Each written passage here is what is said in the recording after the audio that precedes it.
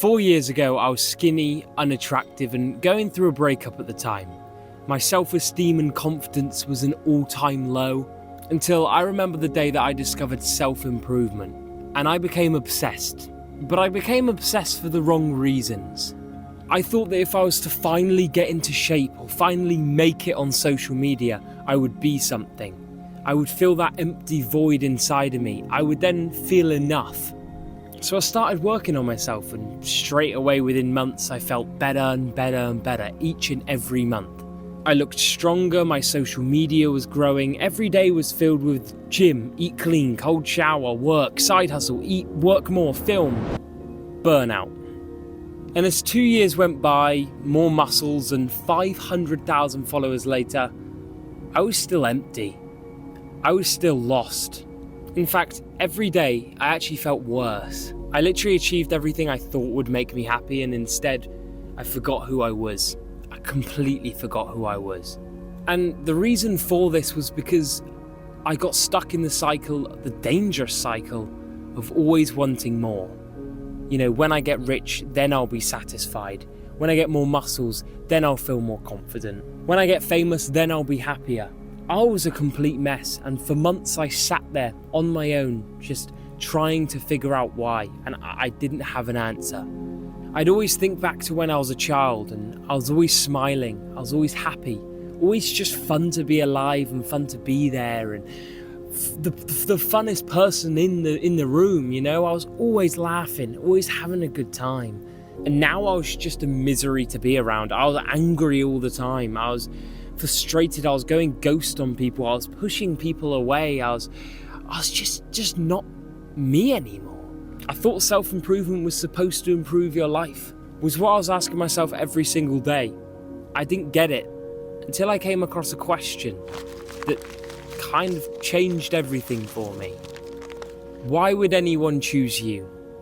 And do you know what my only answer to this question was to myself, and I feel terrible for it? Oh, I look good. I look good. And that's when it kind of clicked to me. I've always been attaching my self-worth and my happiness to an outcome or a destination. When I look good, then I'll feel like this. I was always wanting more. I was always wanting better looks. I was always thinking, how can I get more muscles? And I was never happy in the process, but I thought I might be happy at the end destination, which was when I have that pump. I was chasing the next pump, basically. I was chasing the next milestone. If I didn't realize this, and I want you guys to hopefully realize it as well if you are in a similar position to me, and this is why I'm sharing my experience, I still would have felt pretty numb and unfulfilled. Like, imagine telling my younger self, you have got 500,000 followers on TikTok, or you can muscle up. I can muscle up. My younger self would dream of that, but not the new Tom. The new Tom didn't care. The new Tom wanted to do 5 muscle ups, not 1, 5 or 10, or do the next cool thing. And I think after months and months, the thing that changed everything for me wasn't doing some crazy thing like working out more, wasn't working harder. It was actually up here. It was accepting that there will always be somebody who's bigger than me, who's got more money, who's got more fame than me. And it sounds sad, but that really helped. And I accepted that, and I realized there will never be another me. It was all in my head that I wanted more and was pushing more. I wasn't actually doing it for anyone else but my ego, for myself, for, I guess, external validation too. But yet there will never be another me. And that's special. That's what you've got.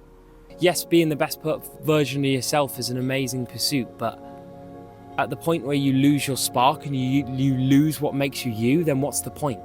You're just some dude with no personality and big muscles. Like, there is no point in that. I'm the coolest person I know. I love making YouTube videos. I love inspiring people. I love fitness just for myself. I used to be so embarrassed to say that, but now I'm so proud because I'm enough. I'm enough, and I know that I'm enough. Now, this isn't me saying self-improvement is a waste of time, because it's not.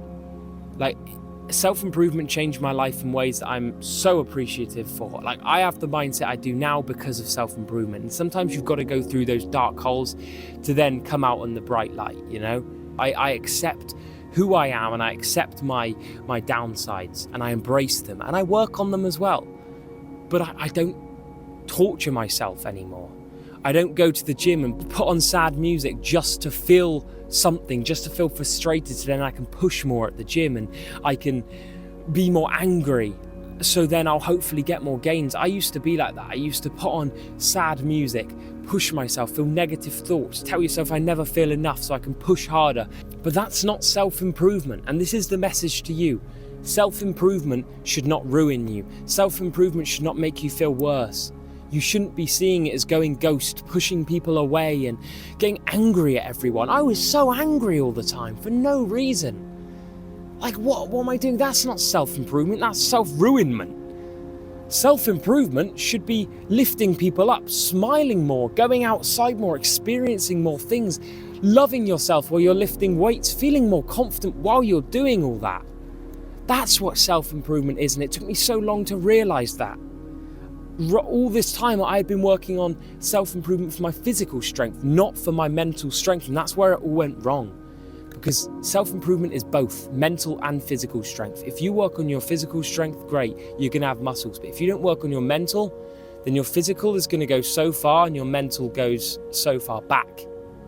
You know, physical strength goes so far forward, you gain loads of muscles, you gain external confidence, but inside you still haven't developed mentally. You know, your mindset haven't matured, you haven't sat with yourself, you haven't understood what you want. So please, work on your mental strength as well, because that is what self-improvement is.